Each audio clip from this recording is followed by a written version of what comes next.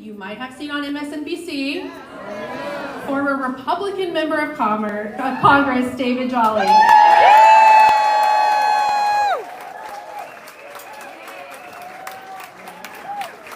Thank you, Barbie. Hey, is this a great day to be a Democrat or what? I've got a confession to make. Last time I was in the Villages, I was a Republican. I'm a former member of Congress from Pinellas, a former Republican member of Congress, but proudly now a former Republican former member of Congress. Very quickly, I'm here with my wife Laura and our two kids, Cece, who's 5, and Teddy, who's 3. And folks, this is their very first political rally as kids.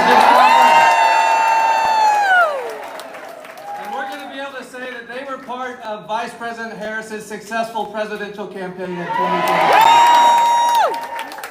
I also want to tell you, in our household, after the remarkably successful Democratic convention, Laura turned to me. We've been independent since 2018. She turned to me and said, "I think I'm a Democrat." And folks, that night she got online, she changed her registration, and this is one of the newest registered Florida Democrats. And since she's the head of our household, that makes us a Democratic household in this state of Florida. It is an honor for us to be here to join you on behalf of the great state of Florida to welcome the second gentleman, Doug Emhoff, soon to be the first gentleman of the United States of America. Because the choice between Donald Trump and Vice President Harris could not be clearer. We saw that on Tuesday night. A twice impeached, indicted, criminally convicted former president who lied to you.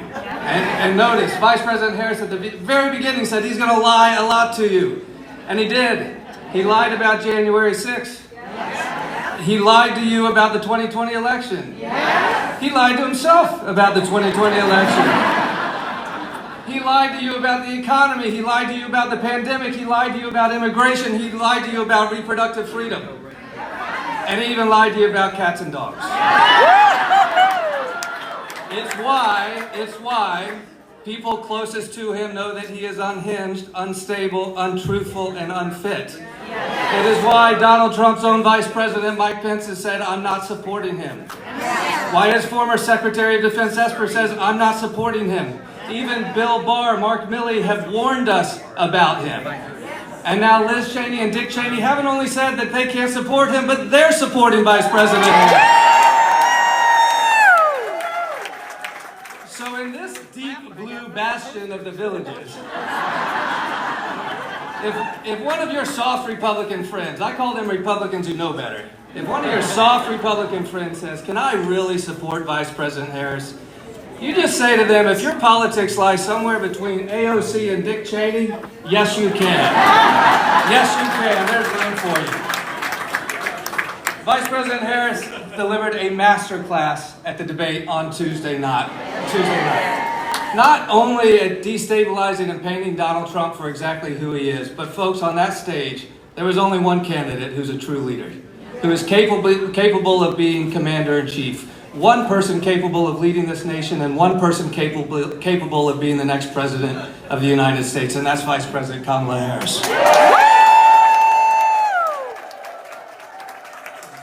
This choice is clear, and the stakes are very high. And I'll tell you, as a former Republican, we know what Donald Trump's going to do in these next 6 weeks.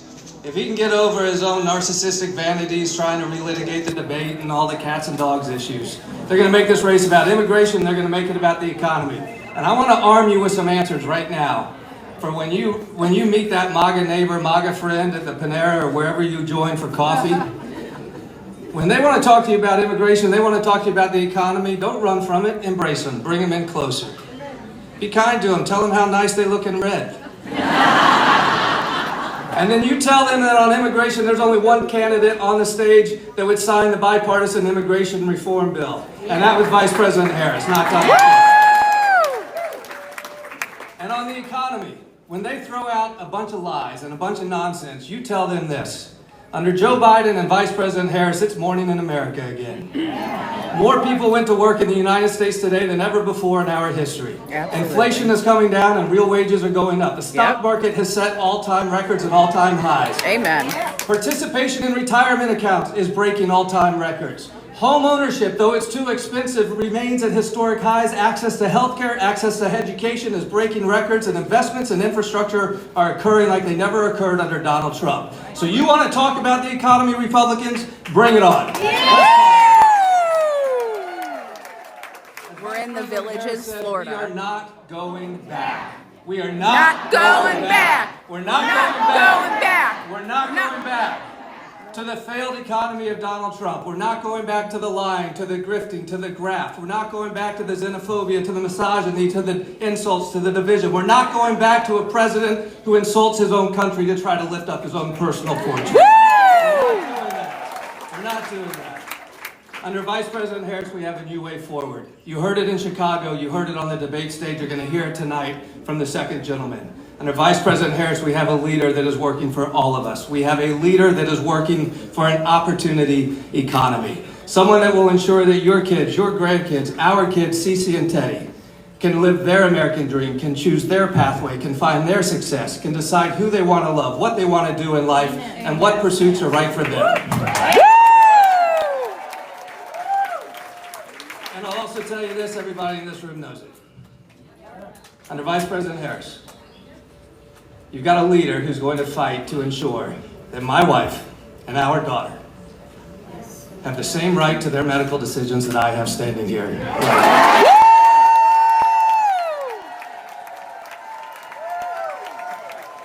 It's why we are proud as a former Republican, former member of Congress to be part of today's Democratic coalition here supporting Vice President Harris. Thank you very much for your participation and your work. Also in this fight with us is your state representative from Gainesville. Please give a warm welcome to Yvonne Hinton.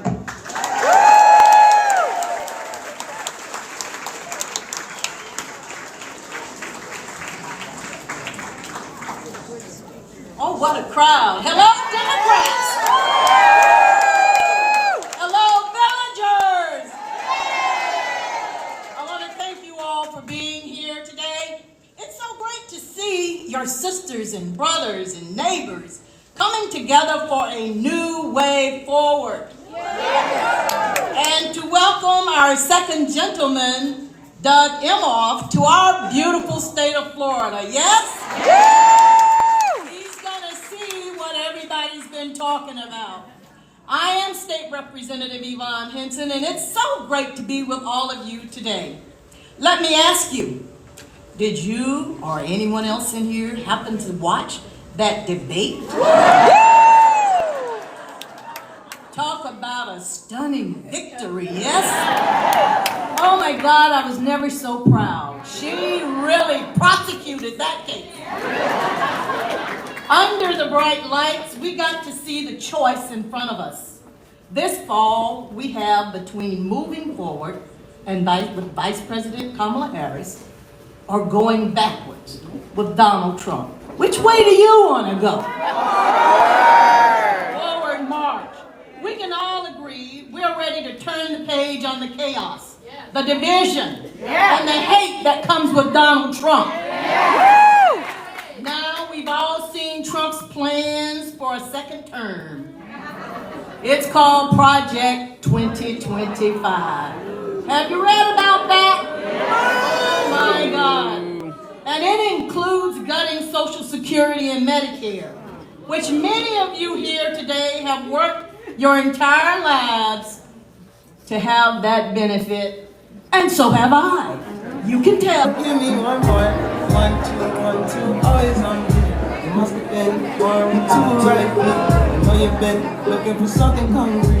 You must have been 1, 2, right. You said 1, 2, 1, 2, always on me. I know you've been looking for something hungry. You must have been 1, 2, right. You must have been 1, 2, right. You said I love you more than your mother. More than you love yourself.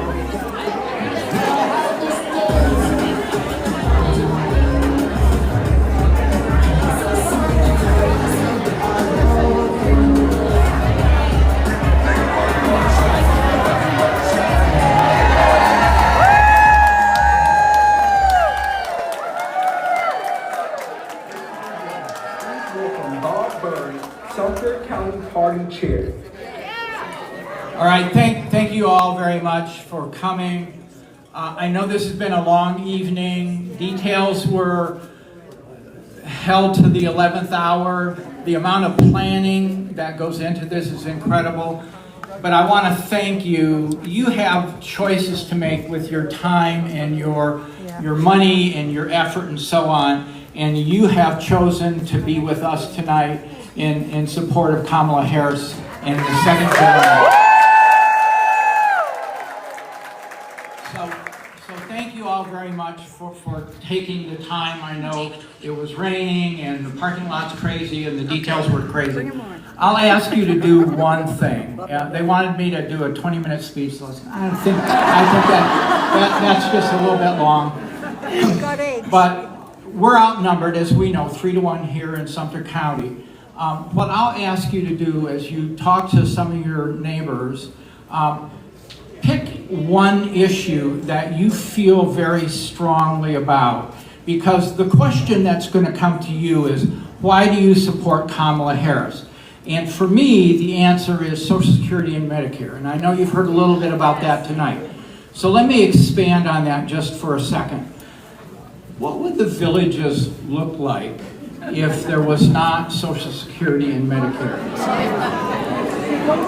We have a beautiful, beautiful community, in part because of the residents, in part because of the developers.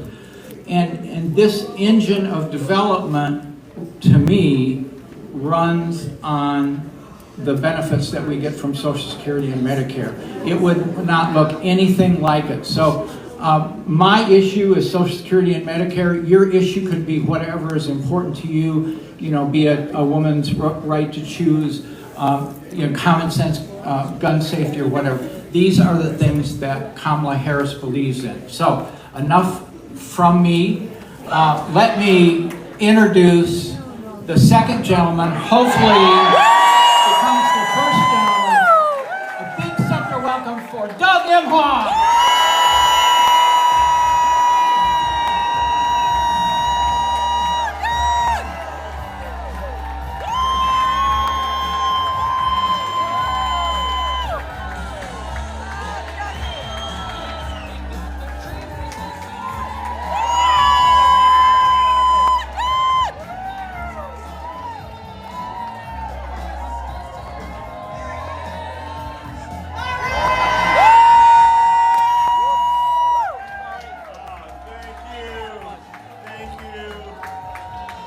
Thank you, the villages.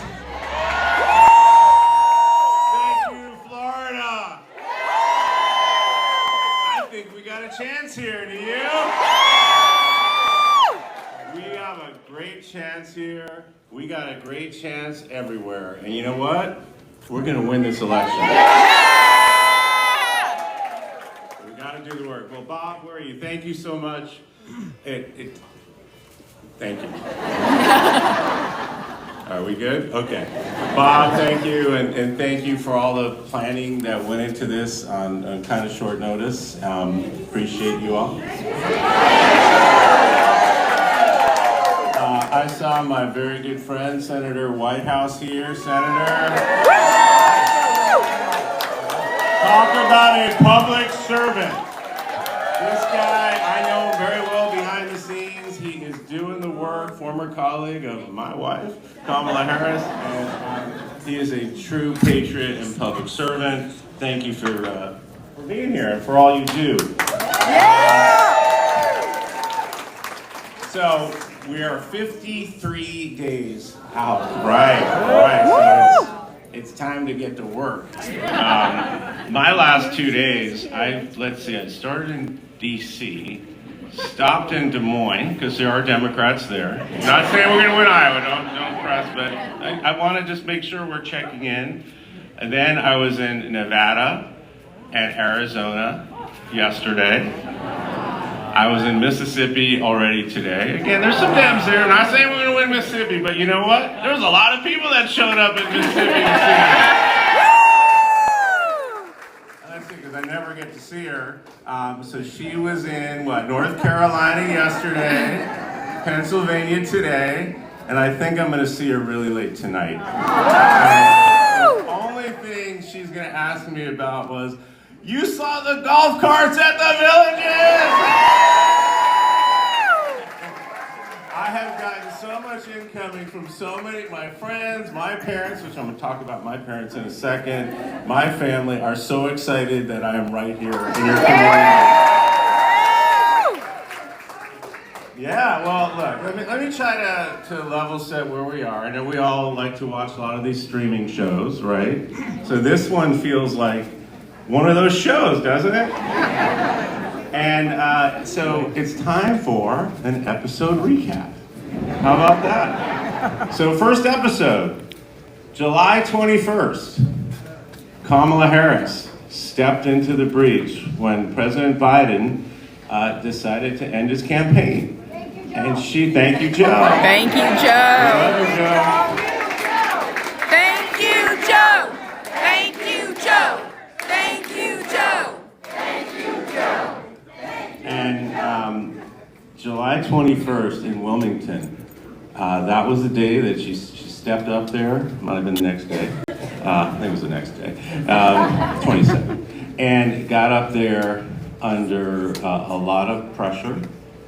There was a lot of expectation. And she got right up there in front of the whole world and said she was going to earn the nomination.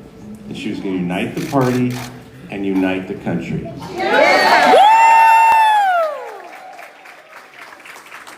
And then leading up to the DNC convention, she did just that. And along the way, picked the great Governor Tim Walz as her running mate. She met that moment. She exceeded that moment. Then I'll take you back to a date I'll never forget. Why? Because it was my wedding anniversary. I better not forget that date. I'm sorry, I forgot it already. August 22nd. That was the night that she accepted the nomination and gave one of the greatest convention speeches of all time. She just showed us who she was. She showed us what a leader she was. She showed us how she just met that moment and exceeded it. And she painted a vision for all of us, a future where we all belong, and set forth a path of a forward-looking administration and an optimistic way of leading with joy and laughter. Yes. Which is okay. Okay, then I'll bring you back a couple of days ago, September 10th. What happened on September 10th?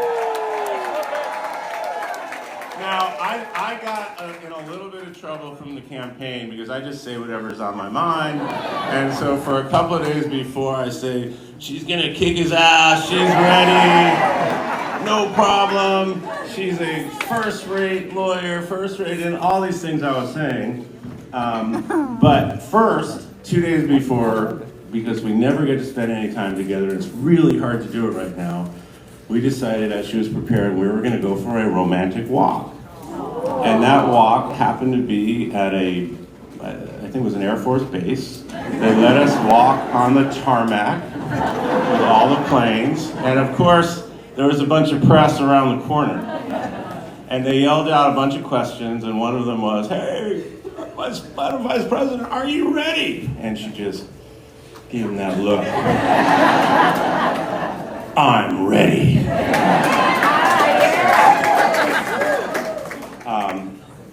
And she was. She was ready. First look at how she took the stage. Oh, yeah. Walked up there.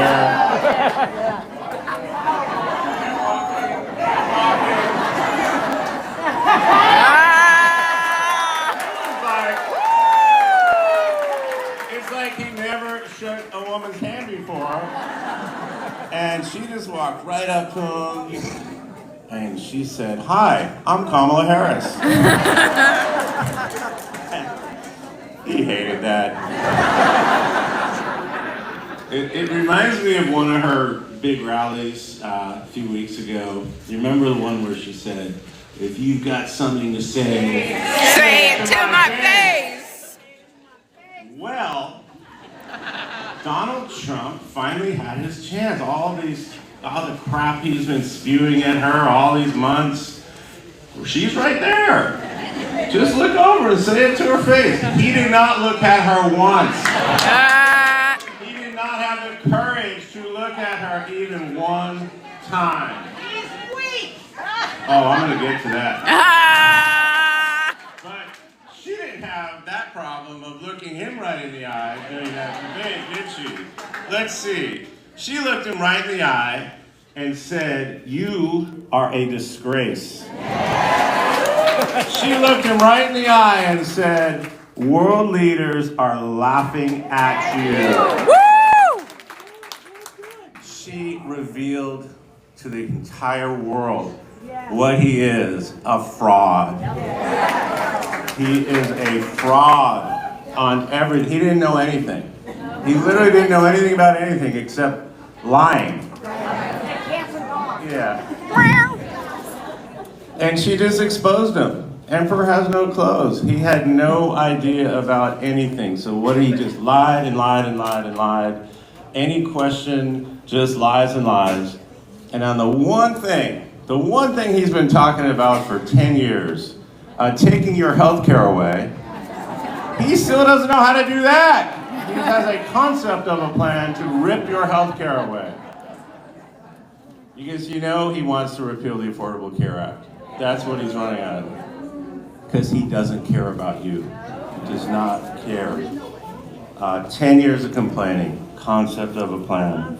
And on the economy, his big idea, apart from tax cuts for his, well, I don't know if he's a billionaire or not, but for actual billionaires and the biggest corporations, many of whom do not want it because they know what it has done to the debt and the economy. They know it doesn't work.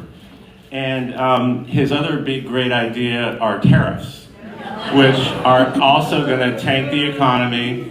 It's a Trump sales tax, as she said at the debate. And economists have said it's about $4,000 per household in additional costs for things, everyday goods. So this is what he's talking about. He doesn't know what he's talking about. So the contrast on that stage couldn't be more clear, and you literally saw it. There was an actual split screen the entire time. On one hand, my wife, who looked great, sounded great, strong, confident, knowledgeable. Yes. That looked like a commander-in-chief up there, didn't it? Yeah. Okay, you're gonna like this. On the other hand, you saw someone who was weak, physically and mentally weak, unhinged, and unfit for any job. Literally, would you hire him to do anything? Unfit for any job, let alone President of the United States. And now he's scared. He's just complaining, pretending he won the debate.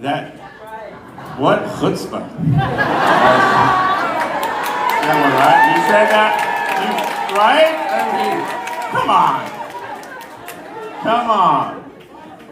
Just so rattled by losing the debate. We were both in Tucson yesterday. I was there a little bit after him, so apparently when he was there in Tucson before, complaining about everything, he was so addled and unhinged, he actually thought he was in Philadelphia while he was in Tucson.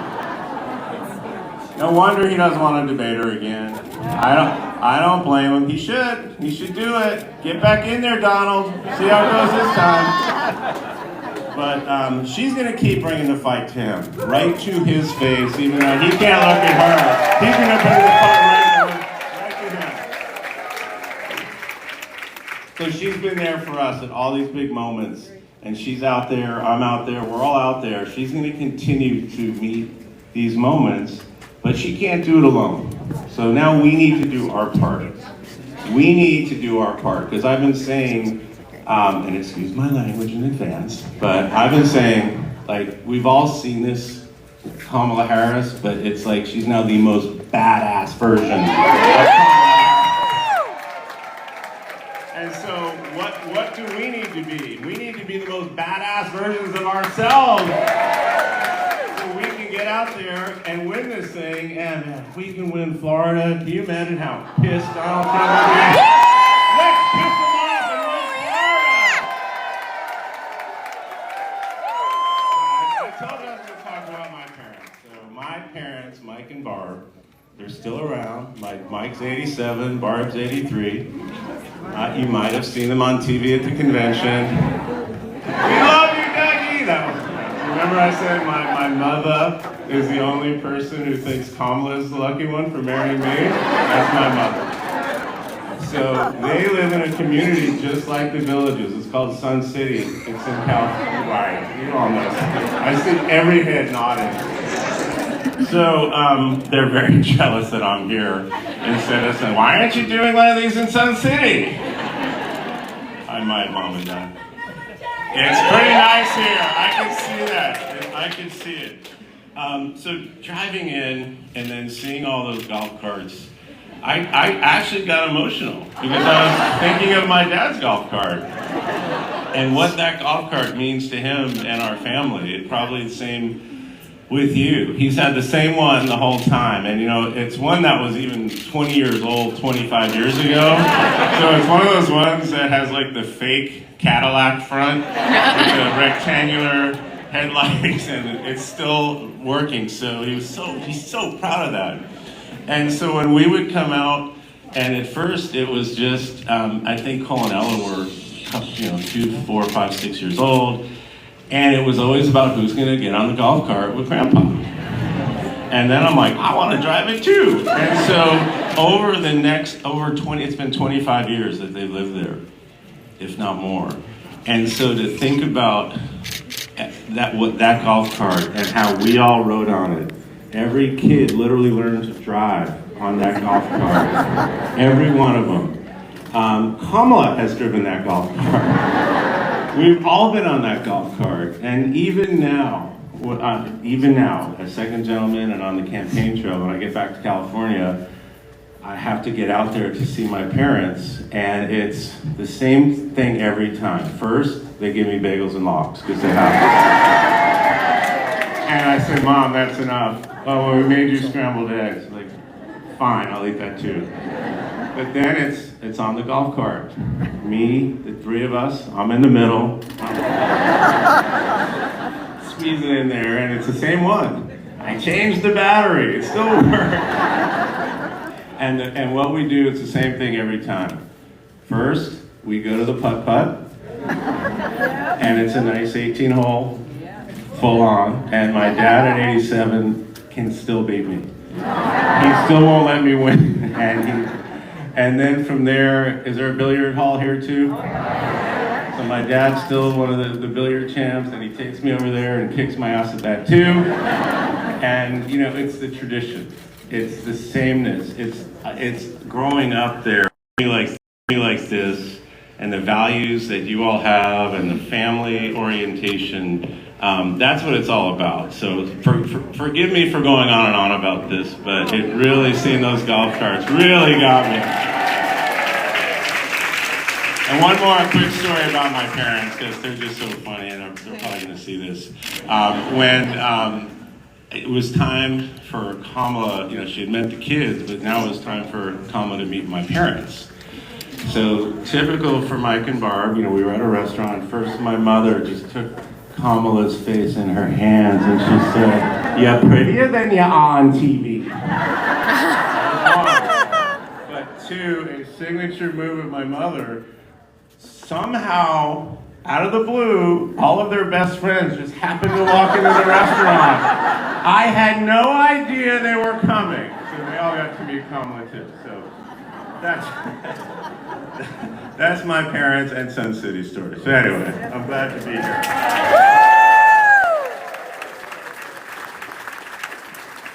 So now let me talk about Kamala a little bit. She's awesome. Kamala Harris, daughter of immigrants, born in Oakland, California, raised by a single mother, hardworking single mother who spent her whole life trying to cure cancer. That was her mother, was a cancer researcher. Raised her and her sister Maya, and she would always tell them, don't complain about a problem. Never complain. If you see a problem, do something about it. And that's who Kamala Harris is, that ethic of hard work and responsibility and not bragging about yourself. And so sometimes, get out there and brag a little bit more. But I'm doing it for her. But it's because of the way she was raised, that work ethic and that strong single mother. In the villages. And the same one who was sitting at the kitchen table a lot of the times trying to figure out how to pay the bills and how to get ahead. And Kamala saw that too. So she understands like what it's like to grow up like so many people in this country, me included. Again, she sees a problem, solves a problem. That could be a slogan. Yeah, might be onto something. Okay, new way forward. Fine. She became a prosecutor in part because, and this is a sad story, her best friend in high school was being sexually abused by her stepfather. And Kamala talked to her mother and said, she needs to come live with us. And that really set her on the path of becoming a prosecutor. And when she was a prosecutor, she put away the worst of the worst, the sexual predators, murderers, rapists, people trying to take advantage of other people. She continued that work as district attorney in San Francisco, and then she was elected as my state's attorney general. And it's there that she took on the big banks, ripping off homeowners. She mentioned this on the debate stage. Of the two of them, you got one guy who won't do anything about the border, that's Donald Trump, who complains about the border, but when there was a tough, strong border bill that Joe Biden would have signed and Kamala Harris will sign, he called his sycophantic buddies in Congress and said, kill it, because he'd rather create a problem than solve it. And that's exactly what happened. But she, as Attorney General, took on transnational gangs at the border. She understands those issues. She's worked on those issues, and she will work on those issues as president. And then,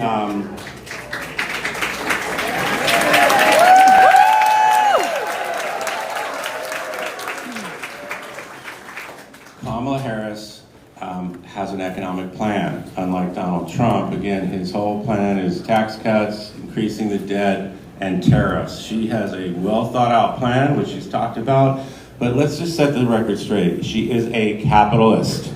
She is pro-economy, pro-business. She's also pro-worker. All those things can be true at the same time. It's pro-innovation. And she's going to take what the Biden-Harris administration has done to rebuild the disaster of an economy that Trump left us. And look what's happening all around the country, including right here in Florida. The infrastructure projects, the bridges, the roads, the tunnels, the broadband, airports. All that is going to continue and expand under a Harris administration. You see the chip manufacturing coming back here. That was the CHIPS Act. You see the investment in a transition to a clean energy economy, which means lots of great paying jobs. This is all the stuff that's going to continue. Plus, she understands tech. She understands IP. She understands the need to innovate. That's why she has been working on AI. She's been working on space and all these things that are going to really have economic potential in the future. So she gets all that stuff. And she also has practical solutions for issues facing people. So young people who are having children, $6,000 child tax credit. That's going to help families. I wish we had that. 3 million new homes. All these small businesses are booming around the country. We need more affordable housing. She's got a plan for that. She's got a plan for small business, $50,000 tax credit to increase investment in small business. But she also understands we've got to lower costs. So we're going to continue, obviously, lowering that $35 insulin for seniors. We want to make sure that's available for everyone. Continue to negotiate with Medicare to lower drug prices. And I heard Bob talk about Social Security and Medicare. They're trying to destroy that with Project 2025. Kamala Harris promises you she's going to work on making sure that is available, around, and better than ever. That's what she's going to do. And I know we have a lot of veterans here. One, thank you for your service. And she's always going to be there for veterans. Project 2025, when you read all 900 pages of it, there's so many outrageous things, but there's a lot of bread and butter items in there that affect all people, including seniors, where the attacks on Social Security, attacks on Medicare, and even an attacks on benefits for veterans. So complete contrast there. Thank you for respect. This election, again, is binary. It's a clear choice. You've got Trump, lies, grievance, threats, weaponization of the Department of Justice, threatening voters, threatening donors with long jail sentences. This was just a few days ago. I mean, this is happening. They're doing this right now. He still won't concede 2020. He's already laying the groundwork to challenge speciously 2024. He that the American people have to even make this decision. We shouldn't have to do this. We shouldn't have to do this. So I get fired up about a lot of things. I was an athlete, athlete of the year at my Jewish summer camp. It's still pretty good. I mean, you know, not bad. I'm still bragging about it 50 years, 45 years later.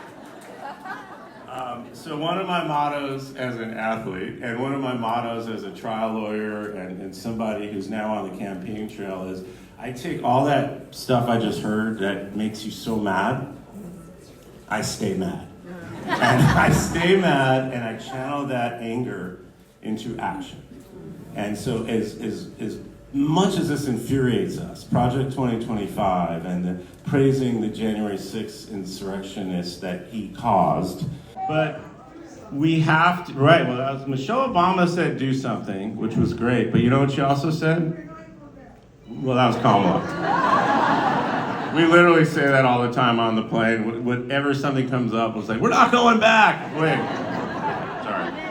But Michelle Obama said, and this is important too, I actually wrote it down. We need to vote in numbers that erase any doubt and overwhelm any effort to suppress us. And why is that?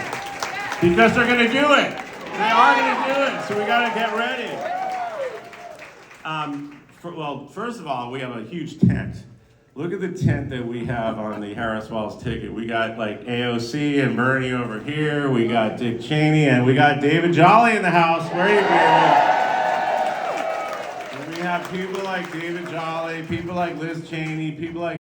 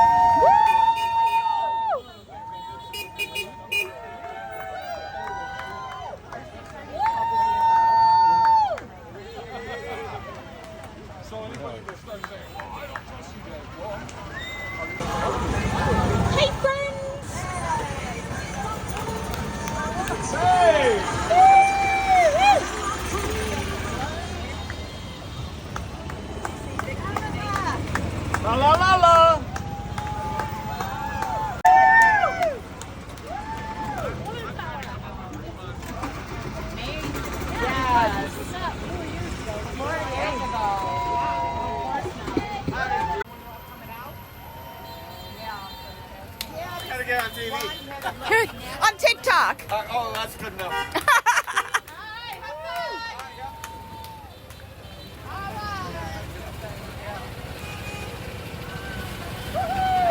hello,